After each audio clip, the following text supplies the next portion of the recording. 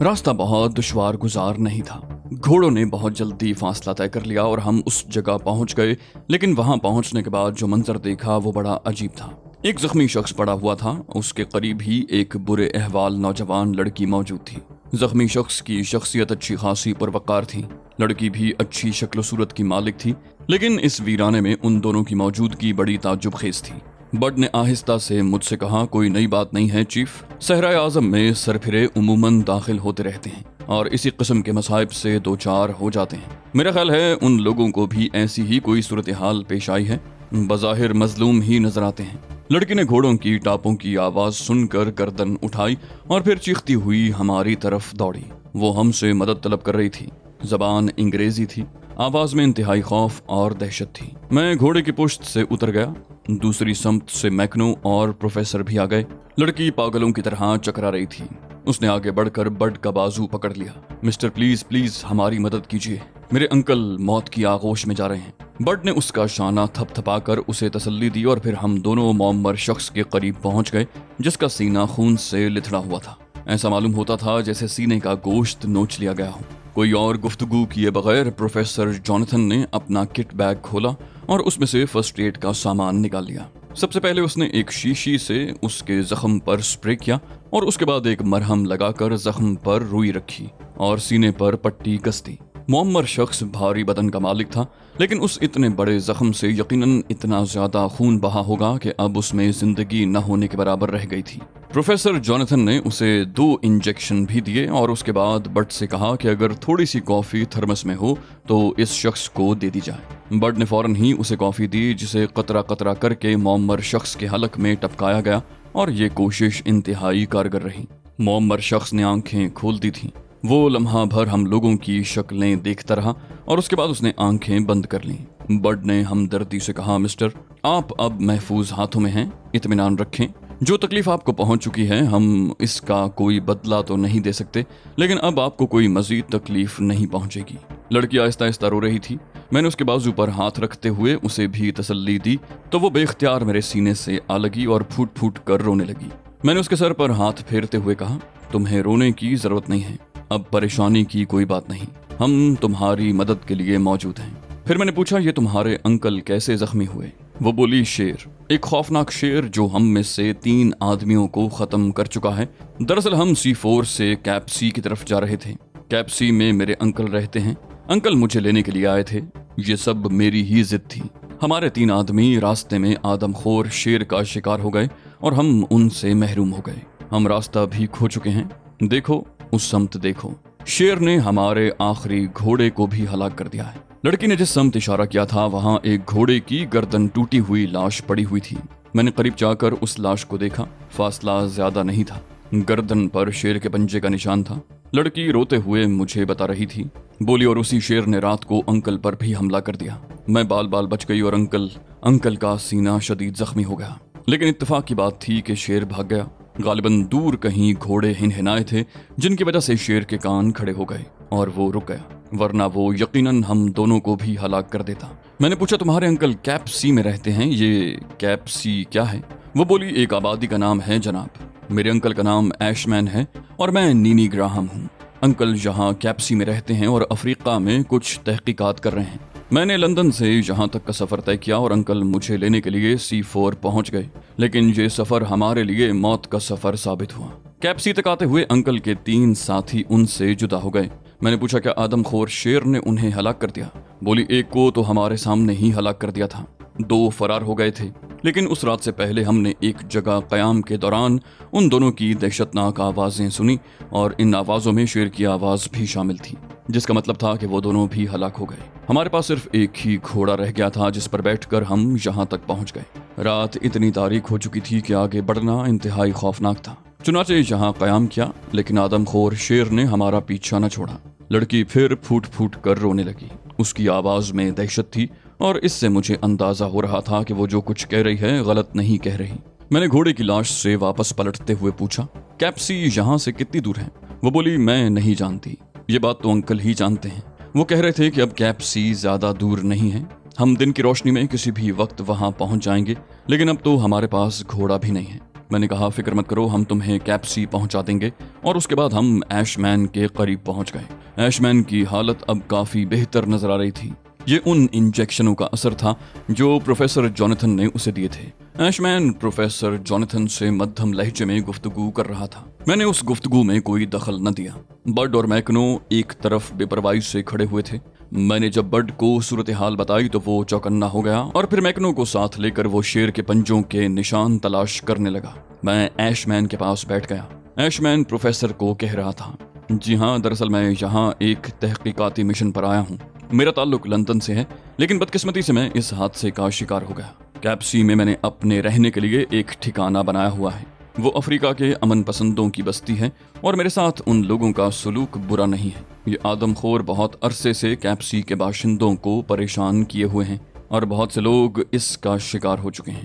ہم نے بے حد کوششیں کی کہ اس شیر کو ہلاک کر دیں، لیکن کامیاب نہیں ہو سکے۔ یہ راستہ طے کرتے ہوئے میں نے اپنے ساتھ 3 افراد کو رکھا تھا جو بہترین شکاری تھے، لیکن افسوس وہ خود اس خوفناک شیر کا شکار ہو گئے۔ میں نے کہا ٹھیک ہے مسٹر ایش مین، اب جو کچھ ہو چکا سو ہو چکا، لیکن اب آپ مطمئن رہیں، آپ کو کیپسی پہنچانے کے لیے ہماری خدمات حاضر ہیں۔ وہ بولا آپ لوگ ہمارے لیے مسیحا بن کر آئے ہیں، میں آپ کا یہ احسان کبھی نہیں بھولوں گا۔ میں نے کہا کہ آپ گھوڑے پر سفر کر سکیں گے؟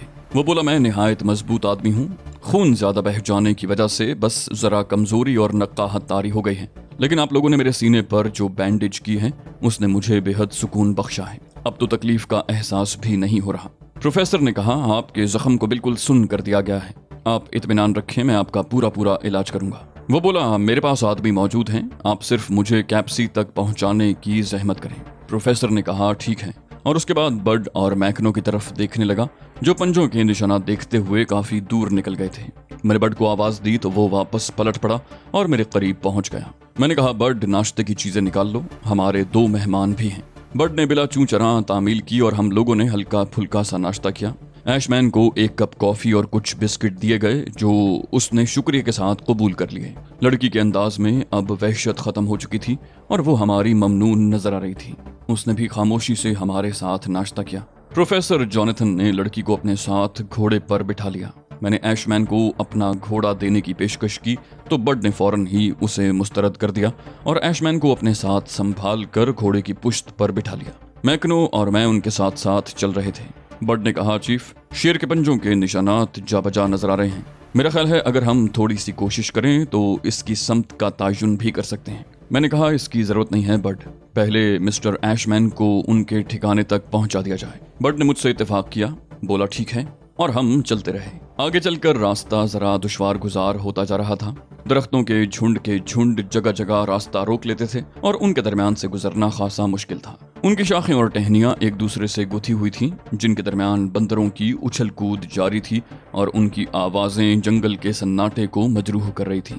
میں نے ایش مین سے راستے کے بارے میں پوچھا تو اس نے بتایا کہ ان راستوں سے گزرے بنا کیپسی تک پہنچنا ممکن نہیں ہے اور ہمیں انہی راستوں پر سفر کرنا پڑے گا۔ اس نے خوفزدہ لہجے میں کہا کہ راستہ بہت پرخطر ہے اور کسی بھی لمحے شیر سے مڈ بھیڑ ہو سکتی ہے، چنانچہ ہمیں چوکنا رہنا چاہیے۔ میں نے یہ ذمہ داری اپنے سر لے لی اور میکنو کو بھی ہوشیار کر دیا۔ ہم دونوں کو بقیہ لوگوں کی حفاظت کرنا تھی۔ راستہ واقعی دشوار گزار تھا۔ جنگل پر ہیبت ناک سناٹا چھایا ہوا تھا۔ درختوں کے اوپری حصے اتنے گھنے تھے کہ آگے تقریباً اندھیرا سا ہو گیا تھا۔ جھکی ہوئی شاخیں جگہ جگہ راستہ روک رہی تھیں اور بعض جگہوں پر ان کے درمیان راستہ بنا کر آگے بڑھنا پڑتا تھا۔ میں نے ایش مین سے پوچھا کیا C4 سے کیپسی تک پہنچنے کا کوئی باقاعدہ راستہ نہیں ہے؟ وہ بولا نہیں، کیپسی بالکل اندرونی علاقے میں ہے اور اگر ہم پتھریلے راستے سے C4 تک پہنچنے کی کوشش کرتے ہیں تو ہمیں تقریباً 50 کلومیٹر کا فرق پڑتا ہے۔ عموماً اس سمت سے سفر نہیں کیا جاتا، بلکہ C4 تک پہنچنے کے لیے انہیں جنگلوں میں راستہ بنا کر آگے بڑھنا پڑتا ہے۔ کوئی ایک ایسا راستہ آج تک تعمیر نہیں کیا گیا جو ان دشواریوں سے پاک ہو۔ میں نے پوچھا کیا C4 سے کیپسی تک باقاعدہ آمد و رفت نہیں ہے؟ ایش مین نے کہا نہیں، کیپسی خالص جنگلیوں کا علاقہ ہے۔ C4 البتہ کسی حد تک مہذب بستی ہے، جبکہ وہاں تک پہنچنے کے لیے بھی کوئی باقاعدہ راستہ نہیں ہے۔ میں نے نینی گراہم کو اس راستے پر آنے کے لیے کہا تھا اور وہ بمشکل تمام C4 تک پہنچ سکی۔ دراصل میرا بھائی گراہم مر چکا ہے اور نینی لندن میں بالکل تنہا تھی۔ تعلیم ختم کرنے کے بعد اسے یہ تنہائی شدید محسوس ہوئی اور اس نے مجھ سے رابطہ قائم کر کے مجھ تک آنے کی اجازت چاہی۔ कुछ इस तरह के खतूत लिखे इसने मुझे कि मैं इसे यहाँ बुलाने पर मजबूर हो गया। मैंने पूछा कि आप तवील अरसे से कैप सी में मुकीम हैं? वो बोला, हाँ, जंगल की जिंदगी मुझे बेहद पसंद है और मैं यहाँ अपने तौर पर कुछ काम कर रहा हूँ, लेकिन ऐसे किसी हादसे से मैं पहली बार दो चार हुआ हूँ। इससे पहले भी कैप सी के इलाके में मुख्तलिफ किस्म के हादसात हुए, लेकिन इनमें इंसानी जानों का इस कदर नुकसान नहीं हुआ था। ये शेर इंतहाई खौफनाक है और हम इसे बहुत अरसे से तलाश कर रहे हैं, लेकिन कमबख्त इतना चालाक है कि हमारे हाथ नहीं आता। मजीद कुछ सफ़र तय करने के बाद हमें पानी की आवाज़ सुनाई दी और ऐशमैन ने बताया कि बाईं समत एक नहर है जो आगे चलकर रास्ता रोक लेती है और हमें उस नहर को उबूर करके दूसरी तरफ जाना होगा। थोड़ी देर आगे बढ़े तो दरख्तों के आधे आधे तने ऊंची ऊंची झाड़ियों में छुपे हुए नजर आए। यहाँ बिल्कुल ही तारीकी छाई हुई थी। मैंने बट वगैरह को होशियार रहने की ताकीद की और खुद भी काफ़ी एहतियात से आगे बढ़ने लगा। एक मकाम पर झाड़ियों से गुजरते हुए दफतन मेरे कानों ने कुछ सरसराहटें सुनी और मैंने आहिस्ता से उन लोगों को रुकने की हिदायत कर दी, लेकिन उसके बाद सरसराहटें सुनाई नहीं दी थीं। ऐशमैन ने बताया कि कोई अजदहा झाड़ियों से गुजरा होगा। मैंने पूछा, क्या यहाँ अजदहे मौजूद हैं? ऐशमैन बोला, हाँ, अक्सर नजर आ जाते हैं। फिर लज्जाजत आमेज अंदाज में कहने लगा, अगर तुम लोग मुनासिब समझो तो कोई पिस्तौल वगैरह मेरे हाथ में भी दे दो। इन रास्तों में से मैं 2-3 मरतबा गुजर चुका हूँ, मुमकिन है इसकी जरूरत पेश आ जाए। मैंने ऐशमैन की ये ख्वाहिश पूरी कर दी, कहा ठीक है, और एक लोडेड पिस्टल उसके हवाले कर दिया। गुंजान दरख्तों का ये सिलसिला साथ साथ चलता रहा, लेकिन अब तारीकी इतनी ज्यादा नहीं रही थी और सूरज की रोशनी दरख्तों से छन छन करा रही थी। आगे चलकर जमीन की सतह कुछ बुलंद होने लगी और घोड़ों को चढ़ाई चढ़नी पड़ रही थी। ऐशमैन ने थोड़ा फासला तय करने के बाद बताया कि इस चढ़ाई के बाद एक ढलान है जहां एक बड़ी सी झील नजर आती है। थोड़ी देर के बाद गुंजान दरख्तों का यह सिलसिला खत्म होने लगा। ढलान शुरू हो गए थे। हम लोगों ने इस गुठे हुए तकलीफ दे सफर से निजात पाने के बाद इत्मीनान की सांस ली और खुशगवार ठंडी हवाओं के दरमियान झील की जानिब सफर करने लगे। खासी वसी और अरीज झील थी। प्रोफेसर जॉनथन कहने लगा, इस किस्म के घने जंगलों में ऐसी झीलें इंतहाई खतरनाक होती हैं क्योंकि जहाँ तमाम वहशी जानवर पानी पीने आते हैं। मेरा ख्याल है हमें झील से हटकर सफर करना चाहिए। किसी भी लम्हे हमारा वास्ता खौफनाक जंगली दरिंदों से पड़ सकता है। मैंने प्रोफेसर जॉनथन से इत्तेफाक किया और हम झील से हटकर सफर करने लगे। जिस समत हमने सफर किया था उधर निस्बतन छिदरे दरख्त थे। बाकी झील से दाहिनी तरफ का हिस्सा घने दरख्तों में छुपा हुआ था। झील को छोड़कर हम आगे बढ़ते रहे और फिर दफतन हमारे घोड़े हिनहिनाने लगे और उन्होंने आगे बढ़ने से इनकार कर दिया। प्रोफेसर जॉनथन ने फौरन ही अपनी राइफल संभाल ली थी और चौकन्ना होकर चारों तरफ देखने लगा। वो शायद जंगलों के बारे में भी खासी मालूमात रखता था। बोला, यकीनन कोई जंगली दरिंदा है। अभी प्रोफेसर ने इतना ही कहा था कि दफतन शेर की धाड़ सुनाई दी और उसके साथ ही एक इंसानी आवाज भी। कोई किसी को मदद के लिए पुकार रहा था। नीनी ग्राहम बे इख्तियार दहशतजदा अंदाज में चीखने लगी तो प्रोफेसर जॉनथन ने उसका मुंह दबा लिया। नीनी बुरी तरह कांप रही थी। ऐशमैन बोला, यकीनन कोई बदनसीब शेर का शिकार हुआ है, लेकिन ये कौन है? ओह, मेरे साथियों में से कोई ना हो।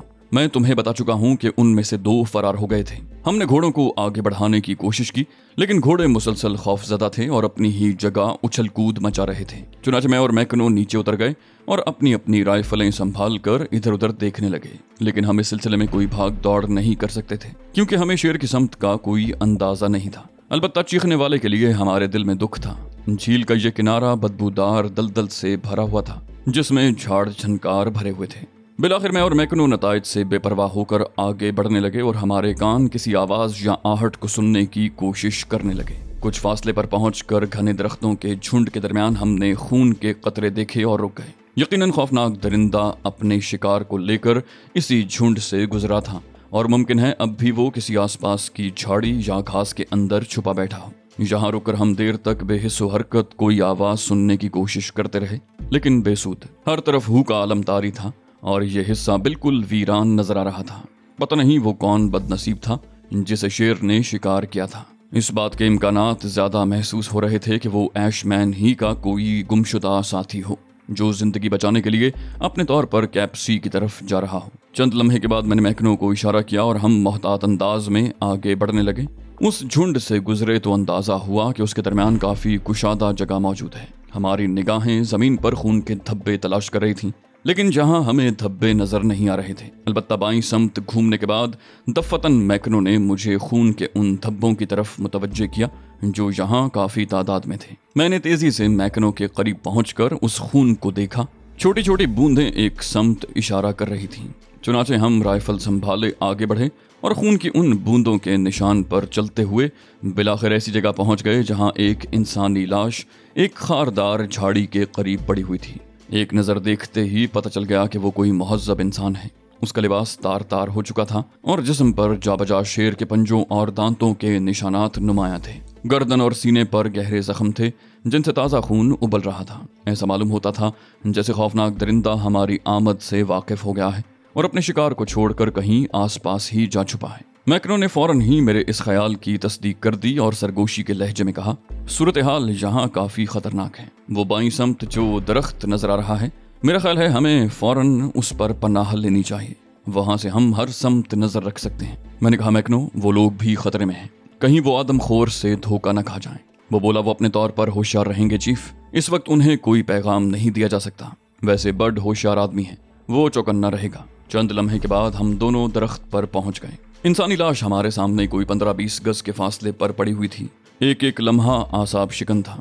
جب کافی دیر تک خوفناک درندہ کہیں سے ظاہر نہیں ہوا تو ہم درخت سے نیچے اتر آئے، لاش کے قریب پہنچے اور اسے اٹھا کر واپس چل پڑے۔ تمام لوگ ہمارا انتظار کر رہے تھے اور ہمارے لیے پریشان تھے۔ ہمیں جھاڑیوں سے نمودار ہوتے دیکھ کر برڈ برق رفتاری سے ہماری طرف بڑھا۔ دوسرے لوگ بھی دیکھ چکے تھے کہ ہم ایک لاش اٹھائے چلے آ رہے ہیں۔ ایش مین نے لاش دیکھنے کے بعد تصدیق کر دی کہ یہ اسی کے ساتھیوں میں سے ایک کی تھی۔ بیچاری نینی گراہم بے حد خوف زدہ ہو گئی تھی اور بار بار ایش مین سے کہہ رہی تھی کہ کیپ سی پہنچ کر فوراً اس کی واپسی کا بندوبست کر دیا جائے۔ اس نے لندن سے یہاں آ کر غلطی کی ہے۔ اس لاش کو وہیں ایک گڑھے میں ڈال دیا گیا کیونکہ درندے کے حملے کا خطرہ ابھی تک موجود تھا۔ اس کے بعد کا سفر مزید خوف اور دہشت کے عالم میں طے کیا گیا۔ مناظر تبدیل ہوتے رہے۔ ایش مین کی حالت اب کچھ بہتر تھی، جبکہ سہمی ہوئی نینی گراہم بدستور پروفیسر جوناتھن سے لپٹی ہوئی تھی۔ وہ بار بار خوف سے رونے لگتی۔ اس وقت شام کی سرخی جھلکنے لگی تھی اور جنگلی پرندے قطار در قطار اپنے اپنے گھونسلوں کی طرف آ رہے تھے۔ جب ہم نے بہت دور گہرائی میں دھوئیں کی لکیریں بلند ہوتے ہوئے دیکھیں، ایش مین نے اس بات کی تصدیق کر دی تھی کہ وہی کیپ سی نامی بستی ہے جہاں ہم نے گھوڑوں کی رفتار تیز کر دی۔ فضا میں طوطوں کی ٹیں ٹیں سے ایک شور برپا تھا اور جنگل کے اندر بسیرا کرنے والی چڑیوں کی چہکار سے کان پڑی آواز سنائی نہیں دے رہی تھی۔ بلاخر یہ فاصلہ طے ہو گیا اور جیسے ہی ہم بستی کے قریب پہنچے، ہم نے بہت سے افریقی جوانوں کو اپنی جانب لپکتے ہوئے دیکھا اور اس کے بعد وہ ہمارے گرد جمع ہو گئے۔ مجھے اندازہ ہوا کہ ایش مین کی یہاں کافی عزت کی جاتی ہے۔ اسے زخمی دیکھ کر جنگلی جوان بے قابو ہو گئے اور ہر طرح سے اس کی دلجوئی کرنے لگے۔ بستی کے مغربی حصے میں 3 درختوں کے ایک مثلث کے درمیان زمین سے تقریباً 10 فٹ اونچا ایک خوبصورت مکان بنایا گیا تھا جس کی تعمیر میں موٹے موٹے شہتیر استعمال کیے گئے تھے۔ اوپر جانے کے لیے باقاعدہ سیڑھی لگی ہوئی تھی۔ ہم سب اس سیڑھی سے گزر کر مکان میں داخل ہو گئے۔ ایک پر آسائش زندگی کے لیے جو کچھ لوازمات اکٹھے کیے جا سکتے تھے وہ سب اس مکان میں جمع تھے۔ ایش مین غالباً اس مکان میں تنہا ہی رہتا تھا کیونکہ یہاں صرف ایک آدمی کے زندگی گزارنے کے آثار نظر آ رہے تھے۔ ایش مین کو بستر پر لٹا دیا گیا۔ جنگلی اس کے لیے مسلسل بھاگ دوڑ کر رہے تھے۔ فوراً ہی ایک بوڑھا لکڑی کے پیالے میں سبز رنگ کا جڑی بوٹیوں سے بنایا ہوا ایک گاڑا گاڑا محلول لے آیا اور اس نے ایش مین کے سینے سے بینڈیج کھول کر اس محلول کی کافی مقدار اس کے زخم پر ڈال دی۔ میں نے ایش مین سے کہا کہ کیا یہ محلول اس کے لیے تسلی بخش ہے؟ تو ایش مین نے مسکرا کر کہا، جڑی بوٹیوں سے یہ لوگ جو دوائیں تیار کرتے ہیں وہ بلا شبہ جدید دنیا کی دواؤں سے کہیں زیادہ مؤثر ہیں۔ ان لوگوں کو ایسے واقعات سے واسطہ پڑتا رہتا ہے اور انہوں نے اپنے لیے علاج کا بندوبست خود ہی کر لیا ہے۔ تم لوگ مطمئن رہو، یہ محلول یقیناً میرے اس زخم کے لیے کارآمد ہوگا۔ نینی بیچاری اب بھی ایک کونے میں سمٹی ہوئی بیٹھی تھی۔ ایش مین کو جب ان لوگوں سے نجات ملی تو اس نے معذرت کرنے والے انداز میں کہا، اب تک میں اپنی ہی مصیبت کا شکار رہا تھا۔ در حقیقت اگر آپ لوگوں کی مدد حاصل نہ ہو جاتی تو نہ جانے میرا کیا حشر ہوتا۔ ظاہر ہے بیچاری لڑکی مجھے سنبھال نہیں سکتی تھی، لیکن میں نے اس دوران آپ لوگوں سے تعارف تک حاصل کرنے کی کوشش نہیں کی۔ پروفیسر جوناتھن نے کہا، یہ رسمیات بعد میں بھی پوری ہو سکتی ہیں مسٹر ایش مین، ہمیں خوشی ہے کہ ہم آپ کے کسی کام آ سکے۔ ایش مین بولا، آپ لوگ اطمینان سے بیٹھ جائیے، میں آپ کے لیے بستروں وغیرہ کا بندوبست کیے دیتا ہوں۔ اب میں آپ کو جانے نہیں دوں گا، 2-3 دن میرے ساتھ گزاریے، بشرطے کہ آپ کے کسی خاص کام کا کوئی حرج نہ ہو رہا ہو۔ پروفیسر ہنسنے لگا، خاص کام؟ खास काम यही आवारागर्दी है जो बाद में भी की जा सकती है। ऐशमैन ने कहा, आप बेफिक्र होकर यहाँ कयाम करें, मुझे मुसरत होगी। मेरी हालत जरा बेहतर हो जाए फिर मैं आप लोगों को यहाँ के अतराफ से रुशनास करवाऊंगा। हम में से किसी को ऐशमैन के साथ कयाम करने में कोई एतराज नहीं था। ऐशमैन ने थोड़ी देर के बाद हमारी रिहाइश के लिए इंतजामात करा दिए। यहाँ हमने 5 सफेद फार्म और देखे जो ऐशमैन ही की नस्ल से मालूम होते थे। वो भी ऐशमैन के पास पहुंच गए थे। ऐशमैन ने उन्हें अपने साथियों के बारे में बताया और वो सब अफसरदा हो गए। ऐशमैन ने मजीद किसी वारदात के बारे में पूछा तो पता चला कि अतराफ में और कोई वारदात नहीं हुई। वो बोला, यकीनन शेर दूर निकल गया है और इस वक्त वो उन्हीं इलाकों में है जहां हमने उसे पाया था। उसे पूछा, क्या यहाँ जंगली दरिंदों की तादाद महदूद है मिस्टर ऐशमैन? मेरा मतलब है कि यहाँ और भी तो शेर हो सकते हैं। वो बोला, नहीं, इन अतराफ में कोशिश करके दरिंदों का खात्मा कर दिया गया है, लेकिन फिर भी दूर दराज से कोई ना कोई दरिंदा भटकता हुआ इस तरफ आ निकलता है और 2-4 इंसानी जानों को ख़त्म करने के बाद गुम हो जाता है या मारा जाता है। मैंने यहाँ तकरीबन 11 शिकार किए हैं, लेकिन हमारी बदकिस्मती है कि हम उस आदमखोर को काबू में नहीं कर सके और इसकी वजह यह है कि वो शेर बिल्कुल शैतान सिफत है, इतना चालाक कि बस कुछ कहा नहीं जा सकता। नीनी ग्राहम खौफजदा निगाहों से ऐशमैन को देख रही थी। एक बार फिर उसने मुतालबा कर दिया कि उसकी वापसी का बंदोबस्त कर दिया जाए। ऐशमैन ने बुरा मानने की बजाय उसे तसल्ली देते हुए कहा, नीनी, मैंने तुमसे पहले भी कहा था बेटे कि इस इलाके में आना तुम्हारे लिए सूदबंद नहीं होगा। ताहम इस जगह तुम मौजूद हो, कोई खतरा नहीं है, तुम बेफिक्र रहो। मैं बहुत जल्द हालात साजगार होते ही तुम्हें वापस पहुंचाने की कोशिश करूंगा। मैंने ऐशमैन से सवाल किया, मिस्टर ऐशमैन, इस मकान में आप तन्हा ही रहते हैं? वो बोला, जी हाँ, यहाँ इतनी ही गुंजाइश है। मैंने पूछा, मेरा मतलब है आपके दूसरे साथी? वो बोला, वो जंगलियों के दरमियान झोंपड़ों में रहते हैं। मैंने पूछा, उनकी तादाद कितनी है? वो बोला, कुल 8 अफराद थे, जिनमें से 3 हमसे जुदा हो गए। तुम मेरे साथियों के गम का अंदाजा नहीं लगा सकते।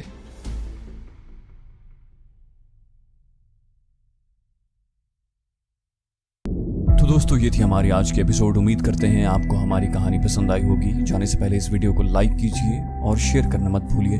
कमेंट करके हमें बताइए कि आपको हमारी वीडियो कैसी लगी, और अगर अभी तक आपने इस चैनल को सब्सक्राइब नहीं किया तो इसे सब्सक्राइब कीजिए और बेल आइकन दबाकर ऑल नोटिफिकेशंस ऑन कर लीजिए।